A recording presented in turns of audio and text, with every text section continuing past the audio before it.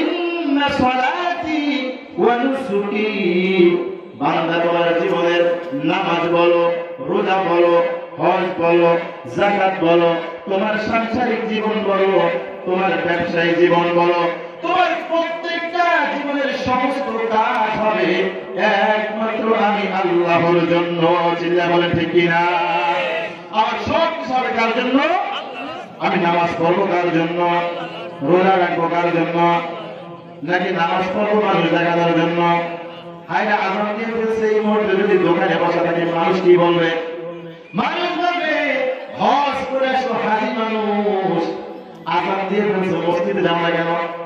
যে ব্যক্তি বলছে ও কিন্তু বাটপার কম না, কারণ ও বুঝাইতে চায় যে তুমি হাজি হজ করে আসছো, এই জন্য নামাজ তোমার জন্য, তুমি কেন নামাজে যাও না?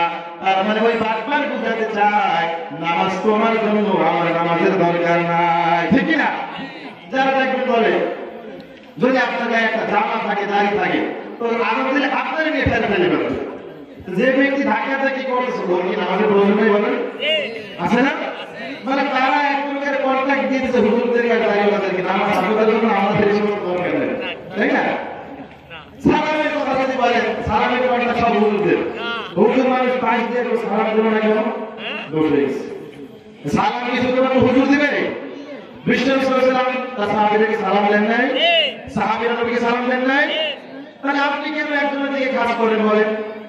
আপনি চাইলে বসে আছেন হুজুর আসবে আমাকে সালাম দেবে, আমার ভিতরে একটা ভাব আসবে, এই ভাবের কোনো দাম নাই। ঠিক না? তাহলে আমার জীবনের সমস্ত কিছু হবে একমাত্র আল্লাহর জন্য। আল্লাহ পাক রব্বুল আলামিন বলে, বান্দা আমি তোমাদেরকে জান্নাতুল ফেরদাউসের মেহমান বানাতে চাই। কি বানাতে চাই বলেন? জান্নাতুল ফেরদাউসের মেহমান কে বানাতে চায়? আল্লাহ যদি জান্নাতের মেহমান বানাইতে চায়, এই সুযোগ ছাড়া কি বোকামি ছাড়া আর কিছু নেই বলেন? আল্লাহ পাক রব্বুল আলামিন বলে, বান্দা আমি তোমাদেরকে জান্নাতের মেহমান বানাইতে চাই, তবে শর্ত থাকবে তোমাদের জন্য। কি শর্ত? আল্লাহ পাক রব্বুল আলামিন বলেন, ইন্নাল্লাযীনা আমানু ওয়া আমিলুস সালিহাতি কানাত লাহুম জান্নাতুল ফিরদাউসি নুজুলা। আল্লাহ বলে, বান্দা নিশ্চয়ই যারা ঈমান আনে এবং সৎ কর্ম করে, আমি আল্লাহ তাদের জন্য জান্নাতুল ফেরদাউসের ব্যবস্থা করে রেখেছি। কে বলেছে বলেন? আল্লাহর কথায় কোনো সন্দেহ আপনাদের আছে নাকি বলেন? এক নম্বরে কি শর্ত দিলেন? ইন্নাল্লাযীনা আমানু, নিশ্চয়ই যারা ঈমান আনে। এখন ঈমান আনাটা কি? আল্লাহ পাক রব্বুল আলামিনের প্রতি এক নম্বরে বিশ্বাস স্থাপন করতে হবে। কার প্রতি বিশ্বাস? আল্লাহকে কোনদিন আমরা দেখছি নাকি বলেন? আল্লাহকে কোনদিন দেখি নাই। এখন যদি আমি আপনি নাস্তিকদের সাথে সুর মিলাইয়া বলি যে আল্লাহকে দেখি নাই, সেই আল্লাহকে আমরা মানি না, বলে বলে নাউজুবিল্লাহ। নাস্তিকরা কি বলে? যাকে দেখি না তাকে মানি না। তো ওই শয়তানকে জন্মগ্রহণ করছে, ওকে কে জন্ম দিয়েছে? ও কার মাধ্যমে দুনিয়া আসছে? এটা কেউ দেখছে? দেখছে বলেন? ও কার মাধ্যমে, কার বয়সে দুনিয়া আসছে? ওই বাচ্চাটা তো দেখে না, তাহলে বাবাকে কিভাবে বিশ্বাস করে বলেন? এখানেও তো সন্দেহ সৃষ্টি হয়। এই জন্য এই কথা বলা যাবে না, নাস্তিক কোনো কখনো বিশ্বাস করা যাবে না। মুসলমান যারা, ইমানদার যারা, তারা এক কথায় বিশ্বাস করে নেয়, আমার আল্লাহকে কখনো দেখি নাই, না দেখি আমি মানি। এই জমিন যিনি সৃষ্টি করেছেন, আসমান যিনি সৃষ্টি করেছেন, আমার জীবন যিনি সৃষ্টি করেছেন, তিনি হলেন একমাত্র আমার আল্লাহ। ঠিক না? সেই আল্লাহকে আমরা না দেখে বিশ্বাস করে নিয়েছি। শুধু আল্লাহর উপর বিশ্বাস না, আমার আপনার জন্য এই জমিনে যিনি রক্ত ঝরাইছেন, আমার আপনার জন্য যিনি জীবনের সব সুখ শান্তি বিসর্জন দিয়া উম্মতের মায়ায় তার জীবনটা কাটিয়েছেন, সেই নবীকে কি ভোলার কোন উপায় আছে বলেন? সেই নবীকে ভোলা যাবে? আল্লাহ রাব্বুল আলামিনকে যেইভাবে আমরা বিশ্বাস করে নিয়েছি, ঠিক তেমনিভাবে আমরা এটাও বিশ্বাস করে নিয়েছি আমাদের একজন নবী ছিলেন, যেই নবীর উসিলায় এই তামাম কুল কায়নাত সব কিছু সৃষ্টি হয়েছে। কার জন্য সৃষ্টি হয়েছে? আল্লাহ পাক রব্বুল আলামিন বলেন আমার বন্ধু যদি দুনিয়ায় না আসতো আমি বলে কিছু পারতাম না। সুবহানাল্লাহ।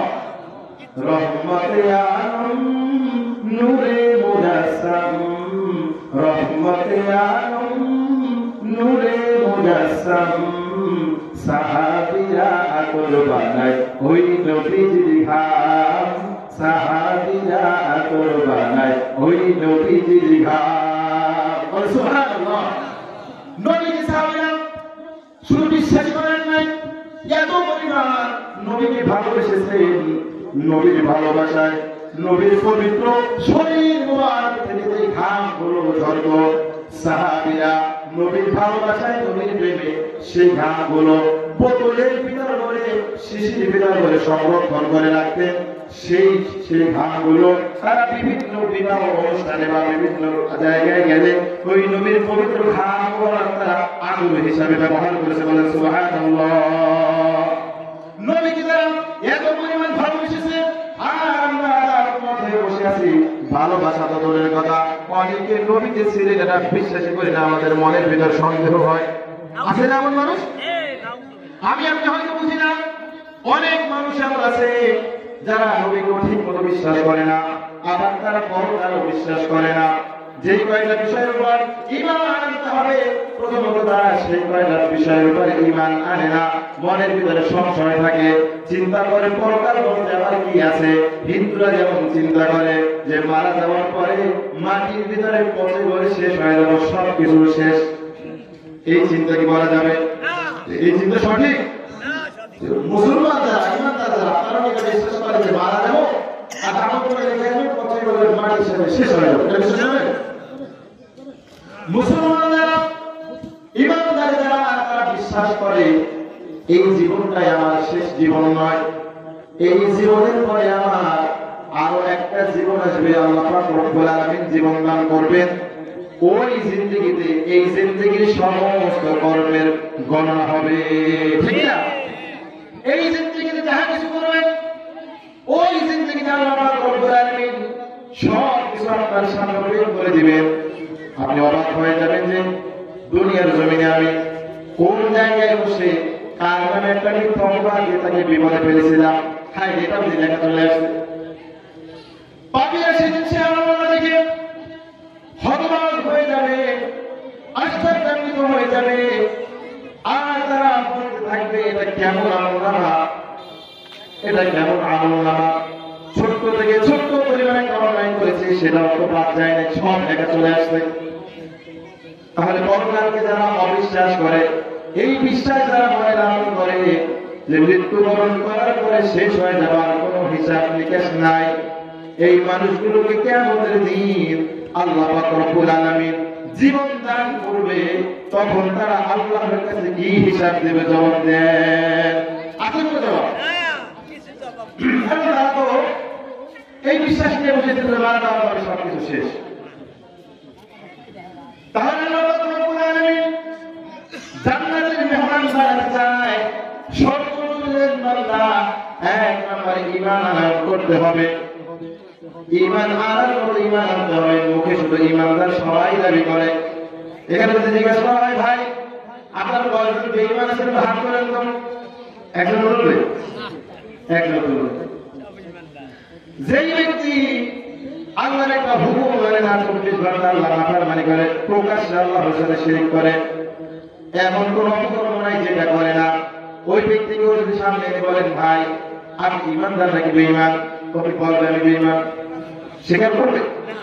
তাই মানে সব মানুষ এক কথায় বিশ্বাসে আমরা ঈমানদার, আমরা জান্নাতে যেতে চাই।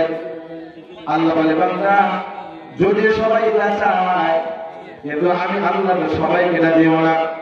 আমি আল্লাহ শর্ত দিয়ে দিলাম আমানু ওয়া আমিলুস সালিহাত, এক নম্বরে ঈমান আনো, দুই নম্বরে সৎ কর্ম করো। জান্নাতে যাবা, ঠিক আছে, আমি তো জান্নাতের মেহমান তোমাদেরকে বানাবো, যার জন্যই আমি জান্নাত থেকে তৈরি করে রেখেছি, ঠিক না?